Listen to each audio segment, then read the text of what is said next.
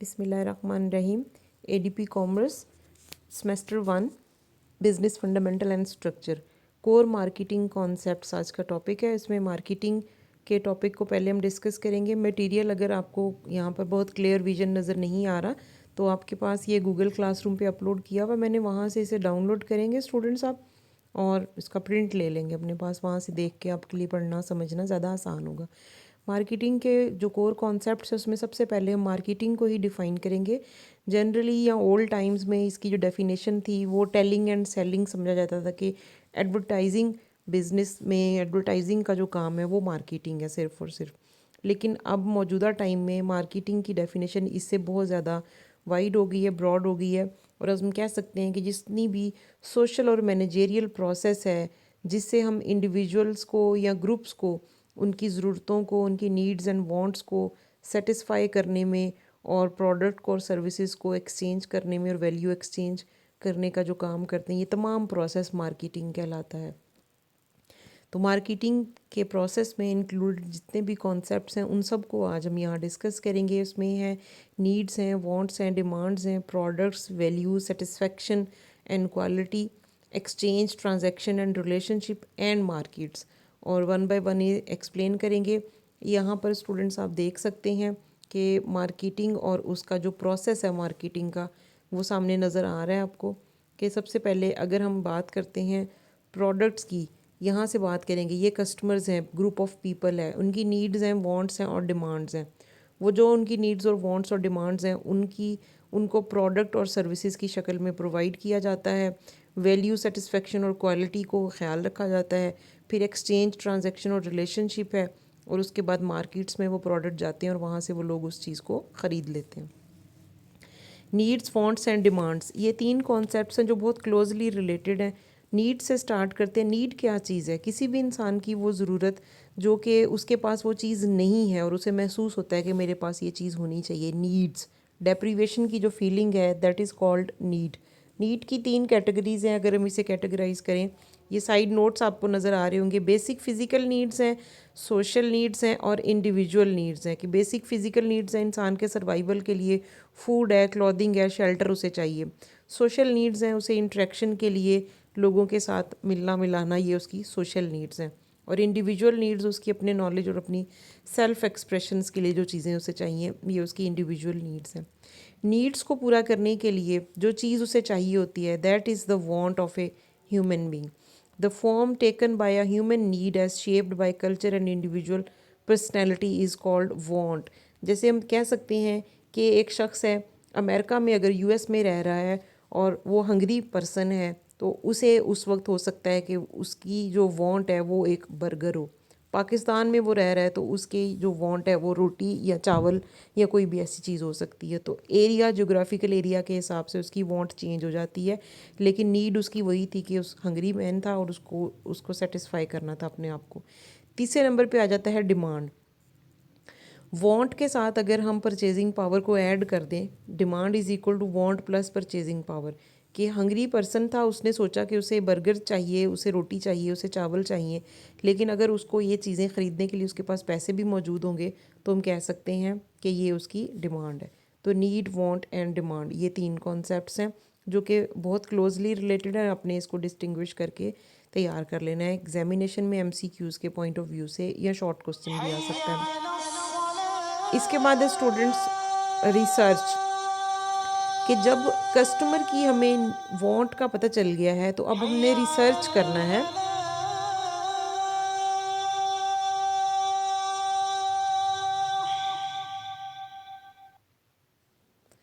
अब बिज़नेस को ये रिसर्च करना है कि कस्टमर्स की लाइक्स और डिसलाइक्स क्या हैं। ये देखना है कि कस्टमर उस प्रोडक्ट के लिए क्या इंक्वायरी करता है, उसको क्या वारंटी चाहिए उस प्रोडक्ट की, और सर्विस के लिए वो क्या डाटा लेता है।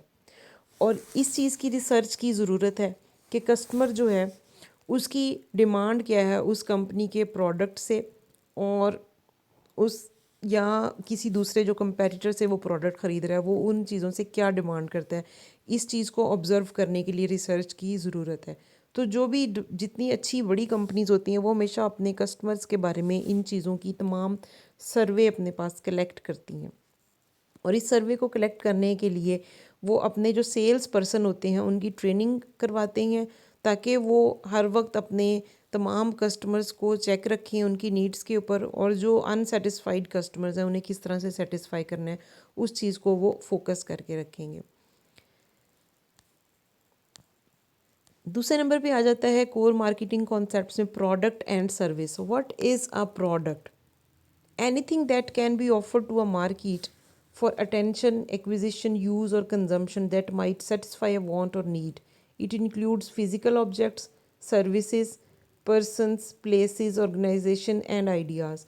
कि प्रोडक्ट कुछ भी हो सकता है, कोई एक फिजिकल ऑब्जेक्ट हो सकता है, कोई भी सर्विस हो सकती है, कोई पर्सन हो सकता है, कोई आइडिया हो सकता है जो कि किसी ह्यूमन वांट या ह्यूमन नीड को सेटिस्फाई करता है, उसको कंप्लीट करने के लिए वो काम आता है, वो प्रोडक्ट कहलाता है। अब प्रोडक्ट टेंजिबल भी हो सकता है और इनटेंजिबल भी हो सकता है, यानी प्रोडक्ट एक विजिबल कमोडिटी भी हो सकती है और प्रोडक्ट एक इनटेंजिबल चीज़ भी हो सकती है, कोई सर्विस हो सकती है, कोई आइडिया हो सकता है, कोई प्लेस हो सकती है, यानी ऐसी चीज़ जिसको हम कह सकते हैं कि फॉर एग्ज़ाम्पल एक बैंक से आप एक सर्विस ले रहे हैं, आप किसी भी एक विजिबल चीज़ के को ओन नहीं करते, उसके बदले में आप एक ट्रैवल एजेंसी के ज़रिए से आप ट्रैवल करके जा रहे हैं, एयरलाइन के ज़रिए से आप एक जगह से दूसरी जगह ट्रैवल करके जा रहे हैं, तो आप कुछ भी ख़रीद नहीं रहे प्रोडक्ट। आप टेलीविज़न से एंटरटेनमेंट प्रोग्राम इंजॉय करें, लेकिन आप कुछ प्रोडक्ट कोई नहीं है आपके पास कि उस तरह से सॉलिड प्रोडक्ट को, टेंजिबल प्रोडक्ट आप नहीं ख़रीद रहे, तो ये तमाम सर्विसेज कहलाएंगी। यानी प्रोडक्ट जो टेंजिबल गुड्स हैं और सर्विसेज जो इनटेंजिबल गुड्स हैं, जो आइडिया भी हो सकता है, कोई सर्विस भी हो सकती है, कोई भी आपकी ज़रूरत पूरी करने के लिए कोई आपको जो सेटिस्फेक्शन प्रोवाइड की जाती है, दैट इज़ कॉल्ड सर्विस। अब आ जाते हैं वैल्यू, सेटिस्फेक्शन एंड क्वालिटी। इसमें सबसे पहले वैल्यू की बात करते हैं। What is value? The difference between the values the customers gains from owing and using a product and the cost of obtaining the product. कि कस्टमर वैल्यू को कैसे जज करता है कि जो प्रोडक्ट वो ख़रीद रहा है वो उस प्रोडक्ट्स के से क्या सेटिस्फेक्शन हासिल कर रहा है और वो उस प्रोडक्ट के बदले में क्या पे कर रहा है, ये उस प्रोडक्ट की कस्टमर के लिए वैल्यू होगी। जैसे कि एक हम कह लें कि पोस्टेज का एक एग्जांपल लेते हैं। फेडेक्स एक प्राइवेट इदारा है जो कि यूएस में कस्टमर्स को बेनिफिट दे रहा है, उनका प्रोडक्ट डिलीवर करता है, पैकेजिंग, उनकी डिलीवरी सर्विसेज उन्हें प्रोवाइड कर रहा है। और उसके पैरेलल बहुत सारे और प्राइवेट इदारे भी हैं, यूएस पोस्टल सर्विसेज है या यूपीएस है, एयरबोर्न है, ये तमाम वो इदारे हैं जो सेम सर्विस प्रोवाइड कर रहे हैं। अब कस्टमर इनका कंपैरिजन करेगा, उसको कौन से जगह से ज़्यादा वैल्यू वो फील करता है कि उसकी सेटिस्फेक्शन ज़्यादा है, उसको बेनिफिट उससे ज़्यादा है और उसकी कॉस्ट कम है, तो वो उसके लिए ज़्यादा वैल्यूएबल होगा। या बाज़ औक़ात अगर ज़्यादा प्राइस चार्ज करने के बावजूद एक सर्विस उसे ज़्यादा अच्छी क्वालिटी की सर्विस प्रोवाइड कर रही है, तो तब भी उस सर्विस की वैल्यू उसके लिए, कस्टमर के लिए ज़्यादा होगी। दूसरे नंबर पे है कस्टमर सेटिस्फेक्शन। सेटिस्फेक्शन ये कि the extent to which a product's perceived performance matches a buyer's expectations. कि कस्टमर ने प्रोडक्ट को ख़रीदते हुए क्या परसीव किया था, क्या एक्सपेक्ट किया था उसने, और उस प्रोडक्ट को ख़रीदने के बाद उसको वाकई क्या उतनी ही सेटिस्फेक्शन मिली है। अगर ये दोनों चीज़ें मैच हो जाती हैं, बराबर होती हैं, तो हम कहते हैं कस्टमर सेटिस्फाइड है। अब 3 पॉसिबिलिटीज़ हो सकती हैं।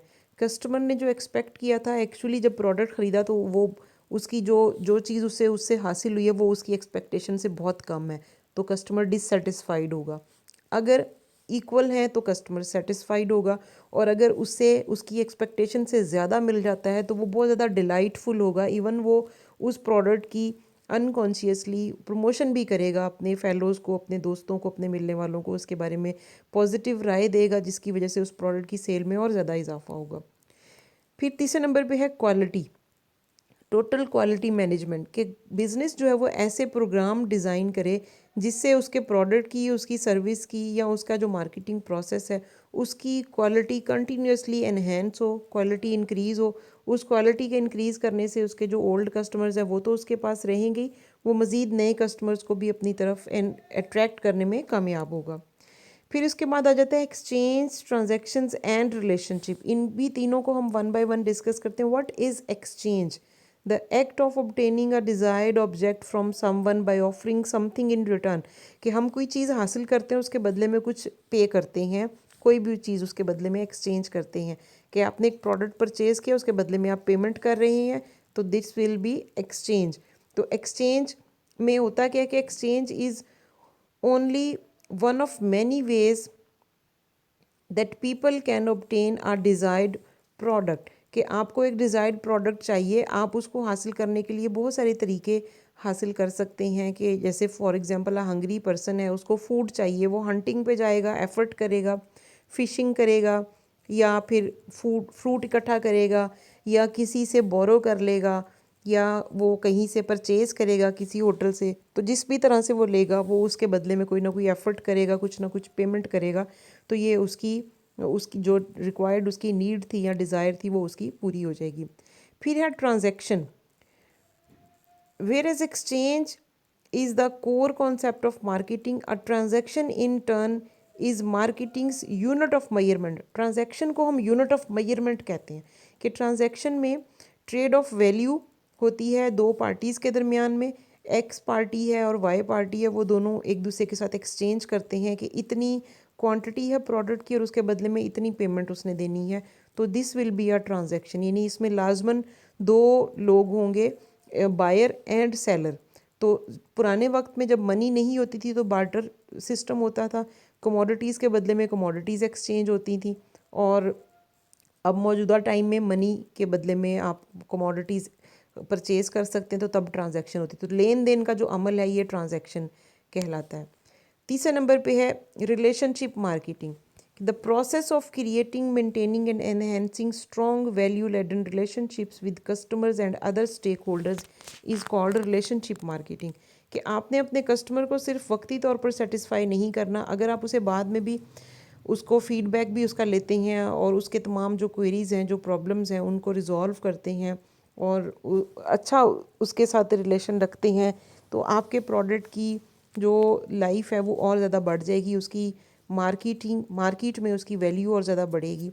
तो मार्केटिंग नेटवर्क कंसिस्ट करता है किसी भी कंपनी का तमाम सपोर्टिंग स्टेक होल्डर्स। अब वो तमाम सपोर्टिंग स्टेक होल्डर्स कौन कौन है, उसकी कंपनी के जो भी उसके प्रोडक्ट के कस्टमर्स हैं, उसके एम्प्लॉइज़ हैं, उसकी कंपनी को रॉ मटेरियल प्रोवाइड करने वाले सप्लायर्स हैं, उसके प्रोडक्ट के डिस्ट्रीब्यूटर्स हैं, रिटेलर्स हैं या एजेंसीज़ हैं, जितने भी लोग उसके बिज़नेस के साथ इन्वॉल्व हैं, उन सब के साथ अगर उसका रिलेशनशिप डीलिंग अच्छी होगी तो it will be a positive value for the product cell.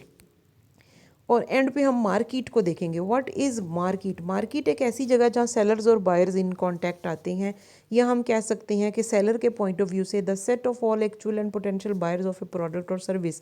कि मैं अगर एक सेलर हूँ तो मैं अपनी मार्केट वहाँ पे देखूँगा कि मेरे प्रोडक्ट के जो बायर्स जहाँ पर मौजूद हैं वो मेरे लिए मेरे प्रोडक्ट की मार्केट कहलाएगी।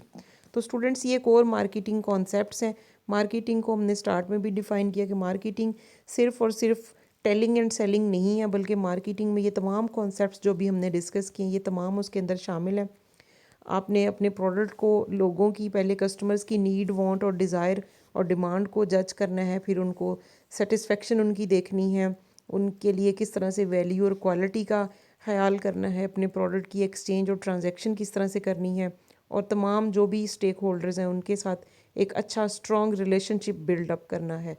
और मार्केट एक ऐसी जगह जहाँ पे आपके प्रोडक्ट के पोटेंशियल और तमाम बायर्स मौजूद होंगे। तो ये शॉर्ट क्वेश्चन के हवाले से और MCQs के हवाले से बहुत इंपॉर्टेंट टॉपिक है। आप गूगल क्लासरूम से मटेरियल डाउनलोड करेंगे और उसका प्रिंट ले लेंगे ताकि आपके लिए पढ़ना और समझना आसान हो। सॉफ्ट कॉपी से पढ़ सकते हो, तो आप इसमें से जो भी मेन पॉइंट्स हैं वो सारे के सारे नोट कर लें अपनी कॉपी के ऊपर, और बेस्ट यही है कि आप इसको डाउनलोड करके इसका प्रिंट लेंगे अपने लिए और इसे प्रिपेयर कर लेंगे एग्जामिनेशन के लिए। Thank you.